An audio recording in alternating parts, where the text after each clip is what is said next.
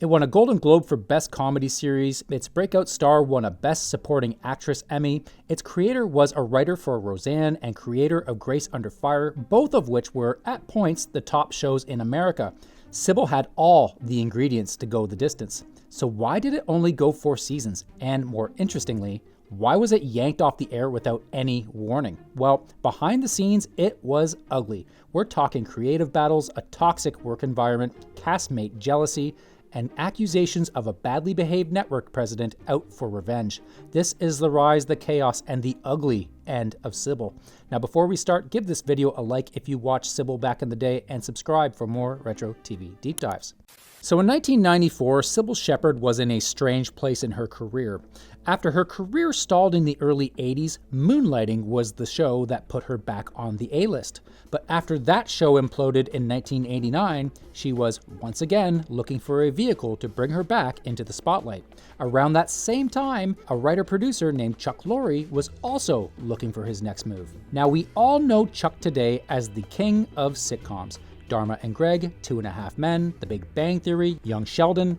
Like Charlie Sheen said, winning. But in '94, the guy had just come off the train wreck that was Grace Under Fire, a massive show he executive produced before being essentially forced out within a year. And that was after being fired from Roseanne because of creative differences with the star. So when Cybill Shepherd wanted a sitcom built around herself, you'd think he'd pass. After all, Cybill had a notoriously ugly feud with her Moonlighting co-star Bruce Willis and was known for being difficult to work with. So why would you want to risk more drama? Well, he threw caution to the wind, signed with Carsey Werner Productions, the company behind Roseanne and The Cosby Show, and got to work on what would become Cybill. The show revolved around its main character, Cybill Sheridan, who was basically framed around what Cybill Shepherd's life might have looked like if Moonlighting had never happened.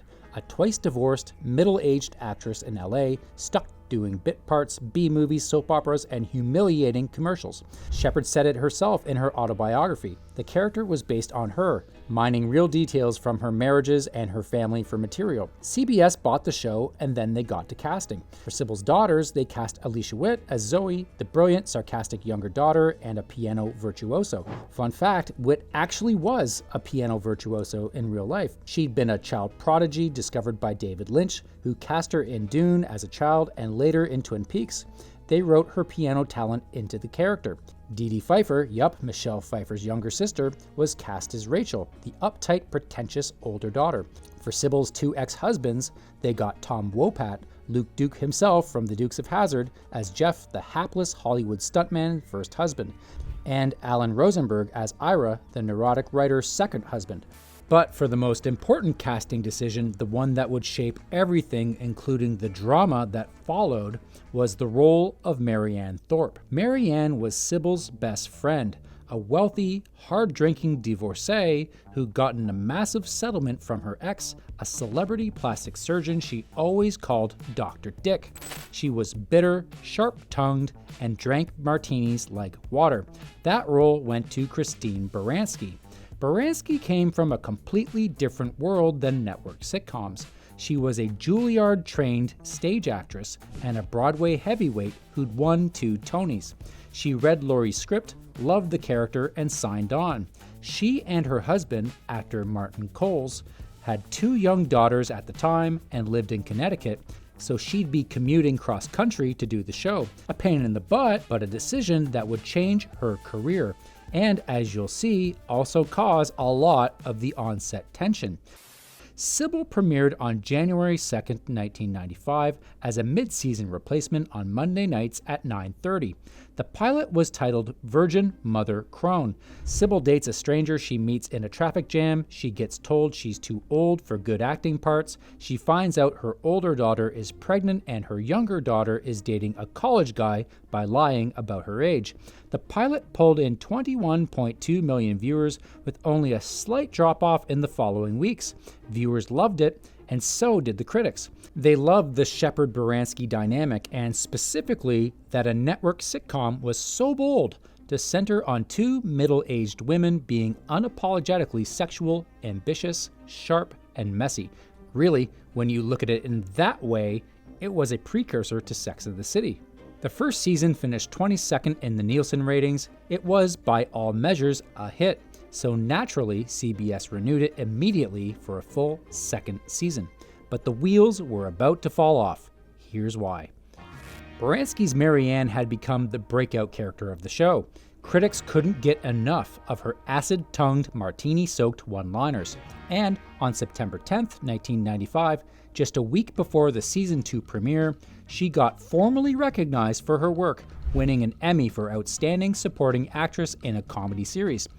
Now that should have been a huge moment not just for Baranski, but also for the show. But there was a problem. Cybill Shepherd was nominated for Best Lead Actress in a Comedy Series and didn't win. Just like she didn't win when she was nominated for Moonlighting. She'd never won an Emmy.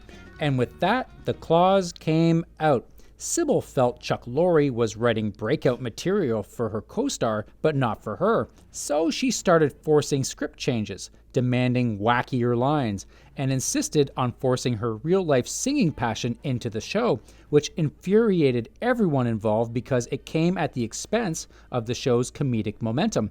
And if the politics weren't enough, she was far from a joy to work with. Alicia Witt later said in interviews that Shepherd kinda said some pretty mean things about pretty much everyone she worked with. And Christine Baranski, when asked about it directly in 2022, was diplomatic but didn't sugarcoat it. She said, "I've never publicly gone into that. Yes, there were issues, but I prefer to take the higher ground and say, look, the show gave me so much." Even Cybill herself in her 2000 autobiography admitted her Emmy jealousy, saying, "Of course I was envious. Who doesn't want to win an Emmy?" And then went on to call Baranski unfriendly. Anyway, the tension kept rising throughout the second season. It got to the point where Lorre dug his heels in with Shepherd over the creative direction of a scene in a second season episode. According to him, Shepherd retaliated by using her star power to have him removed. That's right, once again, Lorre was gone because of a clash with a star. All of this turmoil, combined with the time slot change from Mondays to Sundays, sank the ratings. The show dropped from 22nd to 50th. But the show still had tons of life left in it. Even with Lorre gone, the performances continued to be terrific. Baranski received another Emmy nomination for Best Supporting Actress, Shepherd got another Lead Actress nomination, but not a win, and the Cybill-Maryann dynamic kept clicking. Season 3 premiered September 16, 1996, and the show ticked back up slightly in the ratings, averaging 10.5 million viewers and finishing 30th for the season.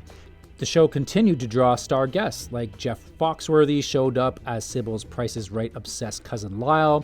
Jane Kaczmarek had a 5-episode arc as Ira's girlfriend Holly.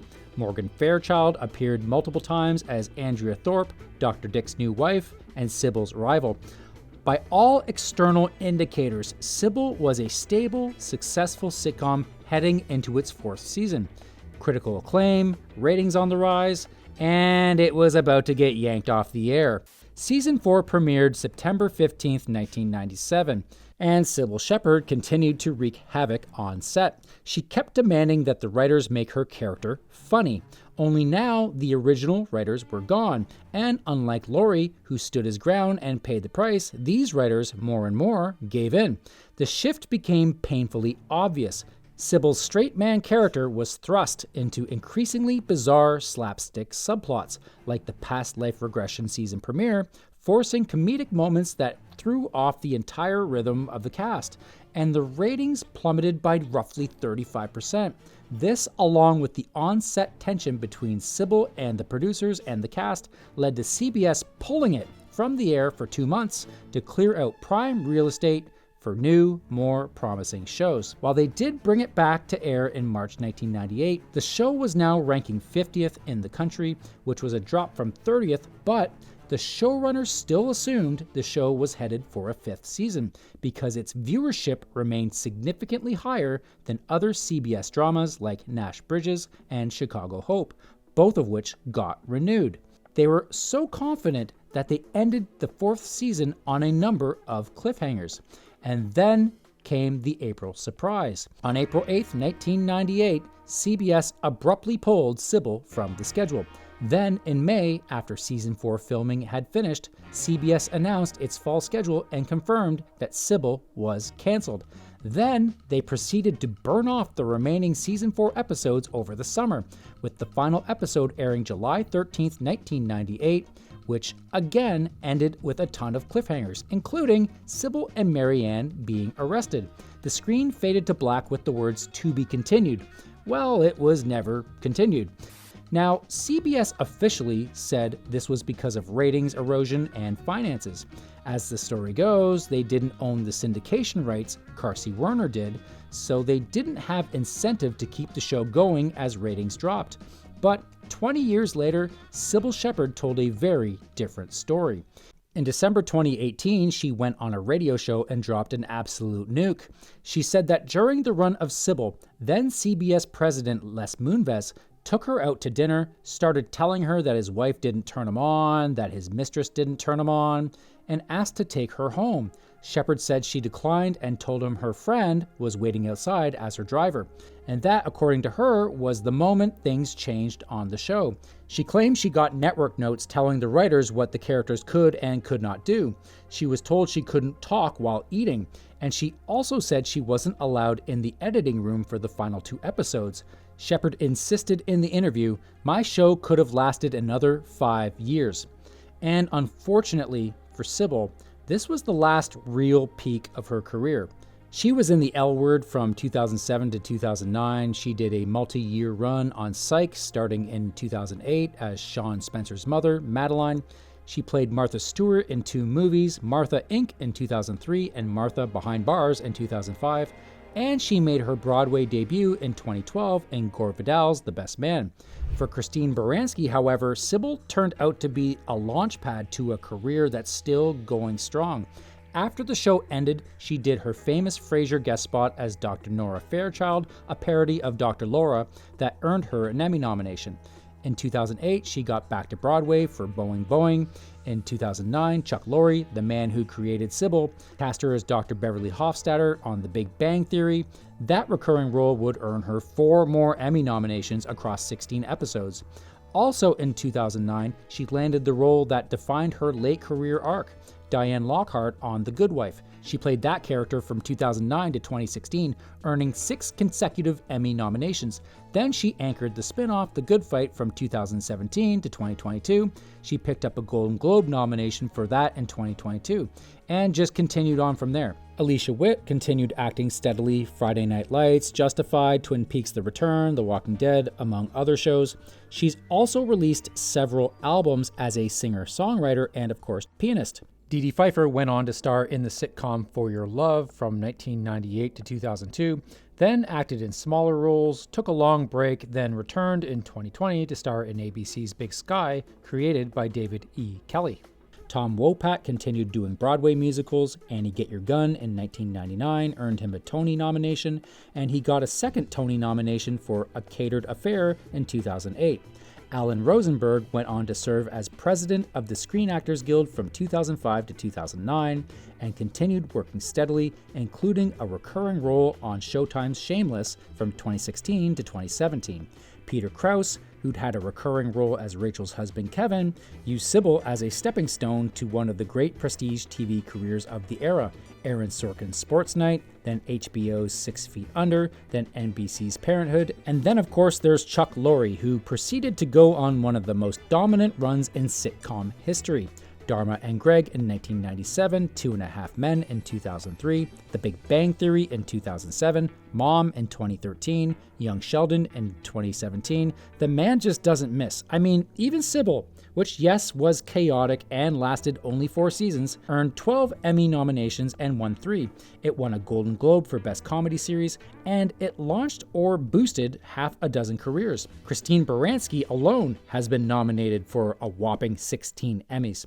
But that right there was the contradiction at the heart of the show. For a show that unapologetically celebrated middle-aged women, its star couldn't handle when her co-star was celebrated more than her, which ultimately contributed to the show's undoing. If you enjoyed this deep dive, give the video a like and subscribe for more. Thanks for watching.